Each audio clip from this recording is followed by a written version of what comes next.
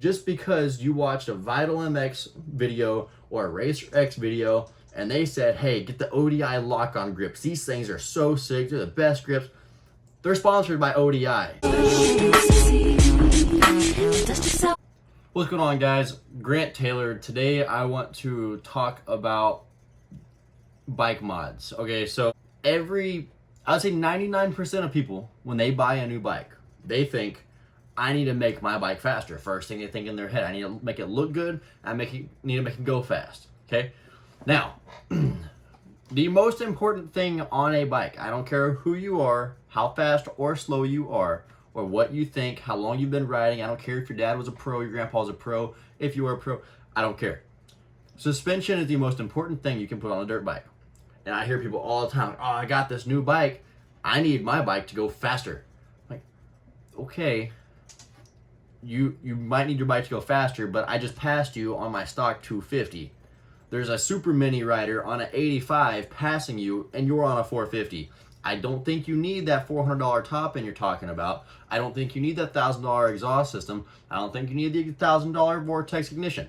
You don't need it, okay? So whenever you get a bike, motocross, dangerous, risky, a lot of dangers to it. There are a lot that can go wrong when you're riding a dirt bike, okay? So I made a fancy little chart for you. If you look here, there is a straight correlation of risk and speed. The faster you go, the higher your risk. Now, if you notice, the risk starts higher than zero because regardless of your suspension or whatever you have going on, if you're on a dirt bike, you could be riding it in your neighborhood, there's a risk. It's never at zero. It's always up there. Now, let's say we have a bike with suspension on it. Our risk still won't be zero, but it will be lower. And end result, yes, they'll be somewhere closer. But our risk has dropped because we have suspension. Now, if we're looking at this, suspension, very important, top of the list here. You need suspension set for you. Now, I have people all the time, they say, oh, well, I'm not that fast. I don't need suspension for me. I'm just trying to work on riding my bike better. Okay, one, the slower you are, the less your suspension matters. 100%, I agree with that. Now, does that mean if you are the slowest guy on the track, your suspension does not matter? Well, if you're at the track and you're trying to progress, you can only go as fast as your suspension will allow you. Now, you might not be riding your bike to the suspension's full potential. Good possibility there. But the better your bike is, the better you can ride it. Everyone always says it's 80% rider, 20% bike, or whatever their fancy little ratio is. That is true. It's more about the rider than the bike. You can put the slowest guy on the track on Eli Tomac's bike or Cooper Webb's bike, Ken Roczen, whoever it is. You can put the slowest guy on their bike. It's not going to make them a pro. But to that same token, if you put Eli Tomac on Joe Schmo's bike out at the track, his 2009 Yamaha 450 with stock blown out suspension, I guarantee you Tomac's not going to go do a moto on that bike. That bike is too haggard. It could be the fastest motor. Say that bike is a big bore, it's a 500, it's got all kinds of stuff done to it, or 490, whatever, you big bore 450s too. Fastest motor on the planet. Eli Tomac is not doing a moto on that bike. The frame is probably worn out because it's old and worn out. The suspension's all blown out, so you can't push suspension. You can only go as fast as your suspension allows you. I do not know how people don't understand this. And I hear all the time, man, I can't hit this jump. My bike's not fast enough to hit this jump. Maybe there's a possibility, but if you're on a 250 and I just watched a kid on a 125 jump that same jump, or a super mini or a 85, and he jumped that same jump, or there's a 65 that came up short by about 6 feet, your bike is fast enough. It's you. And if it's not you, it's your suspension. Suspension affects jumps. I don't know how people don't understand. Your suspension affects the jumps. How it compresses, how it unloads, when it lands, how it sucks up the landing. I can't get on a stock bike and go as fast as I could if I had a kit suspension. Am I saying everybody needs a kit suspension? No. I've never even owned a kit suspension. That stuff's very expensive. Unless somebody's buying it for me, I probably won't have it because I can't afford it. I have a lot of money I could put towards something else. Would that help? Absolutely. If your bike goes this fast, but your suspension's down here, you're probably going to go riding about right here, somewhere closer to the middle.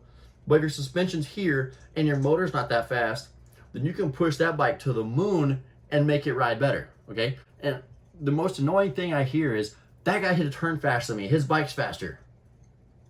That doesn't make any sense. The speed of a bike has zero correlation to how good you can hit braking bumps, how your bike soaks them up going into the turn. Say you're going 10 miles an hour, throw out a number. It's 10 miles an hour is what you're doing on a bike with good suspension. Good suspension probably adds about 20% to your riding. So it means the other guy's going about 8 miles an hour, still getting the crap beat out of him because he's trying to go slower because he can't go as fast over these bumps. So now he's carrying less momentum into his corner. Now he has less speed going in, meaning there's less speed going through. He's gonna have to charge harder at the end. So now he's not as smooth. He might double clutch it, hard on the gas, gonna blow out the turn, might lose his rear end, whatever. But if he was at 10 miles an hour coming in, say he dropped down to 8, and he's trying to build a speed back up on the exit, he's starting from 8 miles an hour at the exit. The other guy comes in from 8 miles an hour, slows down to probably 6. Now he's exiting the corner from 6 miles an hour trying to build up. So he exits his corner 2 miles an hour slower. Now, I know we don't measure miles an hour in motocross. I understand that. I'm just saying random speeds here. You come through, and exiting at a slower number, you're going to exit and build up speed from a slower number. That's common sense. And if you're trying to race, I see people all the time at the races. They have the sickest, just gnarly bike you can see, but he's got stock suspension. Now, right now, I'm on stock suspension, so I know people are going to be leaving comments and they're going to message me, oh, well, you're on stock suspension, you have an FMF exhaust on your bike. Okay, I bought the suspension before I bought the bike. I have a 19 KTM 450 and a 2020 KTM 450. I sold the 19 to my dad. When I bought the 2020, I had sent out the 19 suspension already built for me. I got the 2020 home. Before I even rode the bike, I put my 19 suspension on my 2020 because it was built for me. In that time, I bought the FMF, but then I couldn't figure out the settings on the suspension. It wasn't perfect for me where I want it to be. So my mindset was, I'm gonna put the stock stuff back on for now, get the other stuff set right, and then put it back on. So the stock stuff is temporary. Now, let's say you can't afford to get suspension done. Okay, I get that. Money is a huge issue with motocross riders, to a lot of riders anyways. I understand that. I fully understand that. I've been paying my own way for the most part for a long time now. I get the financial struggle of it. But you have people go out there on these suspensions just so haggard, and they're still trying to ride at 100%. You cannot ride at 100% on suspension that's not set for you. Right now I'm going to the track, I'm on stock suspension because I'm about to put my other stuff back on the bike actually. So before I ride and make another video, I will have my other suspension back on the bike. But on my stock suspension, I'm not riding at 100%. I'm probably riding at closer to 90, 85%, whatever. Because I know stock suspension is not good as built suspension. Because stock suspension is built for a wide variety of riders. It's made to work for a lot of people. There's a lot of adjustment in it. Built suspension is made specifically for you. So therefore, it's going to ride better for you. When I have good built suspension, I ride better. When I was on my Honda 250 a couple months ago, that suspension was built by Evo. So go see Evo Suspension. He's in like Plainview, Texas, or Planters. I don't know where he is. Somewhere in Northwest Texas. Go see Evo MX. Tell him Grant Taylor sent you. And he will give you some kind of deal. I don't know what it is. Ask him. But he built me this suspension for my Honda, and it was killer. Was it perfect? No, but that's not his fault. Since I'm not good at suspension testing and everything, I wasn't able to give him the proper feedback to get things dialed in a little better. But the settings he gave me, I basically left him at those settings and just rolled with it. They were very good. I was doing 40-minute motos like it was nothing on my bike. I remind you, this is a 2020 Honda 250 with suspension. Zero other mods to the bike. Suspension is all the bike had. Wait, no, I put a seat cover on it. Wow, seat cover. Now, seat covers are a big deal. If you buy a bike, just say Honda for example, because Honda seat covers stock are the worst thing ever. When you ride a bike, there's 3 contact points. You have your foot pegs, the seat, your handlebars, grips. So just call it handlebar area. You have 3 contact points. If your grips are so worn out, they're slippery, or they're so worn out, they're beating your hands up, you're getting blisters so bad, and your seat cover is so bad, you're sliding around on it, you can't get a good grip, or your foot pegs are so worn out, your feet are bouncing around, slide on the pegs. Those are 3 contact points on your bike. You only touch the bike in 3 areas. Yes, your legs go down the side of the bike, but there's no parts to change there. Maybe some frame guards, but nobody does that. So seat, handlebars, pegs. You have 3 points to contact the bike. Those 3 points is what's holding you onto the bike. So doesn't it make sense to make your contact points that much better so that way you don't crash? Your seat, your handlebars, your grips, your pegs helps you stay where you need to be. When I train, here's another tip from my Grant Taylor MX training book that I don't have yet, but I'm gonna make one. Your foot pegs is what holds your feet on the bike, in case you didn't know. You're supposed to ride on the ball of your foot, not on the arch, not on the heel, on the ball of your foot, back here. So slide your foot back. You don't want to be riding up here, back here. Now, that feels very unstable when you have bad foot pegs. If you have good foot pegs, you can get your foot back there and it's fine. So everybody's like, oh, my foot pegs are fine. I mean, they're whatever. I'm not that good of a rider to know the difference. Maybe. Just because you don't know the difference doesn't mean it's not helping. If you have tires on your car or your truck and you go down the road, it's raining, you have bald tires. Just because you haven't slid yet and you don't know the difference doesn't mean there is no difference. What happens when you have to hit the brakes in the rain and you start sliding and you crash because your tires are too worn out? You didn't know the difference, but at the time when it actually made the difference, you figured it out. So if you have foot pegs that suck and your feet blow off the pegs, there's your difference. So instead of waiting for a crash, like, oh, maybe I should go ahead and do this so this doesn't happen again, why don't you do it at the beginning, prevent those problems, and move forward? And these are things that need to happen before the motor mods. The faster you go, the higher your risk. The better your bike is, suspension, feel, the lower your risk. Okay, so now you can go faster, safer. Okay, does this make sense? I hope it does, because I see this all the time. There's a kid, not naming any names, he bought a 250. He went to the track and he was riding, and it was a Honda. He says, I need my bike to go faster. I need an exhaust on my bike. Okay, Honda 250s, yes, probably the worst bottom end bike there ever was. It rides like a 125. But if you ride them in the right way, in the high RPM range, they go very fast. If you ride your bike properly, you don't need all these other motor mods. Now, if you're trying to race pro and everything, like for me, I was trying to get ready for outdoors and all this. So yeah, I was trying to save up to get exhaust and everything else. I wanted my bike to be faster so I can go race outdoors. That's different. I'm racing Tomac, Chase Sexton, all these factory guys, all these other guys you see on TV. That's what I'm going up against. Their bikes are worth a lot of money. A stock bike is worth around $8,000 to $10,000. There's a large difference there. My bike would need to be faster, but that's because I'm at that level. I'm at the higher level where the speed matters. If you're just a weekend warrior, or say even a B rider, and you're a B rider at the track, do not worry about your bike going faster. If you're out racing nationals, B level, and you're getting top 10s, whatever, that's different. You need a faster bike because those kids are gnarly for B class. They're gnarly. But I promise you, if they're in B class getting top 10s, they have good suspension. They're not out there on a stock suspension with a $20,000 motor. No, your bike can only go as fast as your suspension allows it.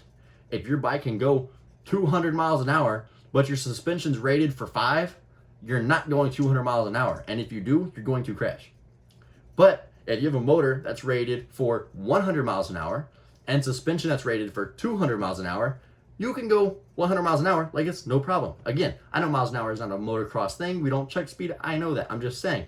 Suspension allows you to go faster, controlled. The more controlled you are, the more consistent you are, the longer you can go fast, the better you can go fast. It all ties in together. Even if that doesn't make sense to you, that's the truth. Now, here's our list. When I go to the track and I see people ride, they go to the track and they see this. They go, well, suspension, I could probably go without it. It's not important to me right now. Don't want it. Seat cover, I'm still trying to figure out which one I want. I want the right color for my graphics and everything. I'm not going to get it. They don't get it. Foot pegs. I think stock ones are fine. You know, the new Hondas came out with a new design. They're better than last year. Just because it's better than last year doesn't mean it's great. If it was terrible and it's better than last year, it went from terrible to bad. That doesn't make it good. So nobody gets foot pegs. Handlebars. It sucks to have to buy handlebars to test them out because I know me, I don't like spending money unless it's something I want. or I need anyways, something I need, not just want. There's difference in wants and needs. Remember this about your dirt bikes and motocross.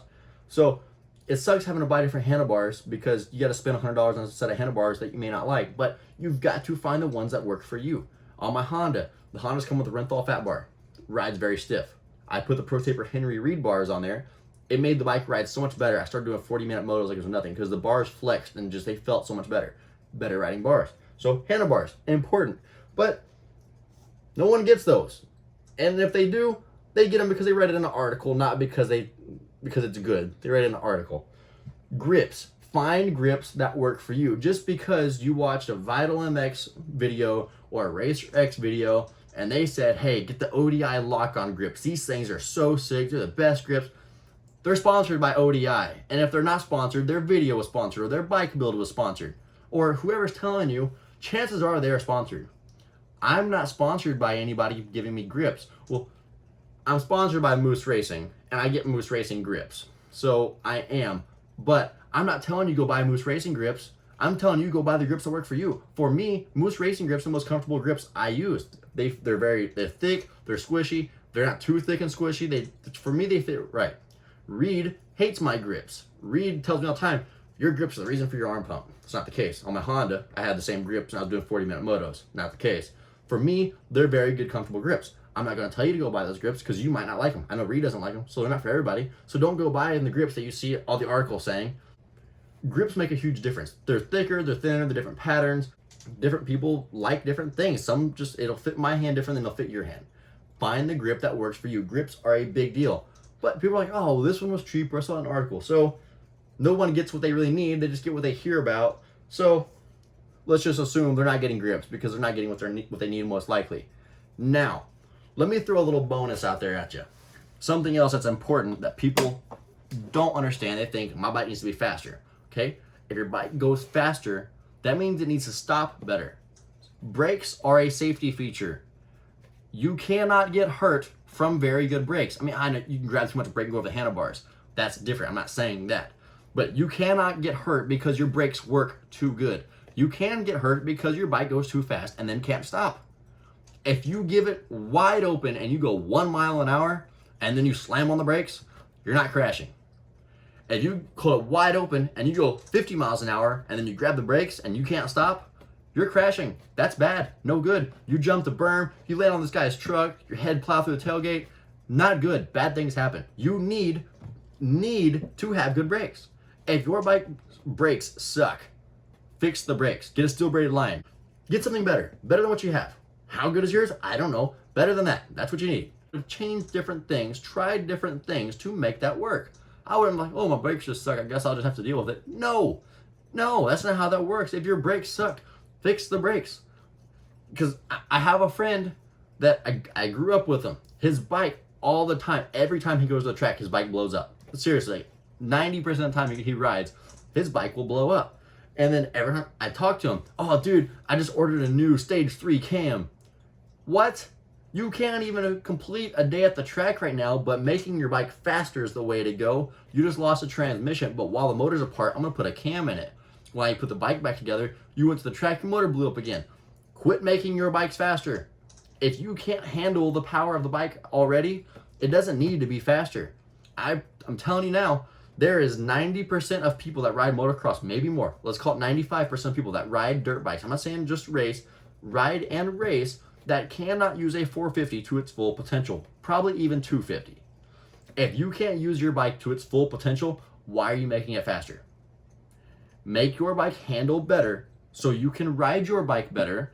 And then once you need to make it faster because you're racing and then at this point, yeah, your bike can't keep up, then you make it faster. I didn't need to make my bike faster until I was in upper B class. Really, till I was in A class. Because if you're riding and you're like, oh, my bike needs to be faster, then you get out on the track and someone passes you on the same bike or a slower bike or a smaller bike, which is slower, then you're wrong. It is the rider, it is not the bike. And if it is the bike, it's because of your suspension. It's not because your bike is too slow. Maybe your clutch is no good. You know, there's motor work that is required. You need to focus on your clutch. Your clutch is a big deal. If your clutch is slipping, your bike just can't go fast. That means that's when speed is a big deal. But if your clutch isn't slipping, and there's no problems with your motor, and it's a stock motor, but your suspension sucks, you're not getting around the track good. So you're not going to be able to hit the bumps fast. You're not going to be able to get in ruts. Suspension plays a big role in ruts, large role, huge. You cannot, your bike, when it sucks to the ground, if you're on kind of a sweeping rut and you're going through this rut, your suspension's too stiff, now you're bouncing, you're probably going to blow out of it. Suspension's too soft, you're going to start tugging on the front end, knifing, you might go over the handlebars. Your suspension plays a role in every part of the track. Shocker, your suspension is what is between you, the bike, and the ground. Okay? There's you, bike, tires, and ground. Suspension's in the middle of those 5 things. You, bike, suspension, tires, ground.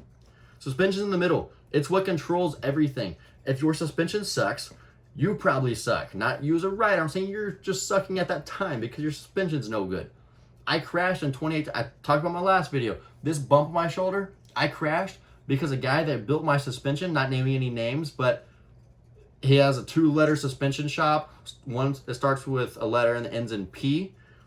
My suspension was so trashed. The shim stack literally exploded. Not joking, exploded. Boom. Inside of the shock. Destroyed the shock. When I had this crash, my suspension exploded inside. I didn't know it because it was inside and I don't know how to build a shock. So the guy that built the shock, and remind you, this shock had 2 hours on it. It's not like the shock was on there for 2 years. I had him build me this suspension so I could go race the Canadian outdoors. I went to Canada. I drove home. 2 days later, went to ride, was doing a moto, my first moto of the day, and then I crashed. I crashed because I cased a jump. The shock was so blown out, blew through the stroke, unloaded, sprung me over the handlebars. The bike smashed into me, crashed. This happened. Collapsed lung, bruised finger, broken wrist, broken ribs, concussion, all these laundry list of things because my suspension was no good. Now, I had suspension built. Make sure you go to a suspension builder that knows what he's doing, because built suspension doesn't mean good suspension. Don't, because your buddy's like, oh, my dad knows how to build suspension in his garage. He builds all my stuff. His dad may not know how to build suspension properly because he knows how to tear it apart. I can tear apart forks and put new fork seals in them. I can't shim it. Yeah, I can take it all apart and reorganize stuff and put this big shim here and a small shim here and stack it different. I can do that. Do I know what I'm doing? Absolutely not. I have no idea what I'd be doing, but I can do it. Can't do it good. There's a difference in good and built. Built good and built. There's a difference. Make sure he is a reputable guy. He's not just some dude. Ask around, find out if he's good, get the work done. Anyways, but get you a bike that works for you. Get you a bike that's built for you. Don't get you a bike that, oh man, this guy was so fast on this thing. He's got so much motor work. This bike looks sick. Don't buy parts because they look good. A lot of people, oh, I didn't buy the exhaust because it made the bike faster. I didn't care if the bike was faster. I just wanted it to look good. Great. You know what else looks good? Suspension that works. If the suspension works good, it makes you look good. Then you ride good. And then you don't get hurt, which is good. Everything is good. Good. Everything. But if your bike is super fast and you're crashing, well, your super good looking bike is now on the ground covered in dirt, probably bent up, while you're over here with a broken collarbone or whatever else, you're getting carted off the track, and your good looking bike is now being pushed into your truck for you because your good looking bike wasn't handling right. Make a bike ride good and then worry about making it fast later. And I know a lot of people, even me, I'm not good at suspension testing. So not everybody, well, I can't feel the difference. Just because you can't feel the difference doesn't mean anything. It doesn't mean anything. If you can't feel it, doesn't mean it's not happening. So, what did we learn today? Make your bike ride good, great even, and then worry about going fast. Don't worry about engine mods. You don't need to port and polish the head, these high performance water coolers and everything else. Anyways, make your bike ride good, worry about the parts later. Leave a comment, tell me if I'm wrong, tell me if you have a better suspension person you recommend, motor person, if you have somebody that you know that has all these fancy parts in their bike and they ride like crap. I'm not talking bad about people, and I know everybody's not a pro, I get it. I'm not saying you have to be a pro. I'm just saying make your bike better so you ride safer. Once you ride safer, then you get better faster. If your bike's set for you, you progress faster. It's common sense. So leave a comment, tell your friends, like, share, subscribe, whatever else you can think of, and I will see you on the next rant I have about people just not making sense. Peace. You can dust it off and try again.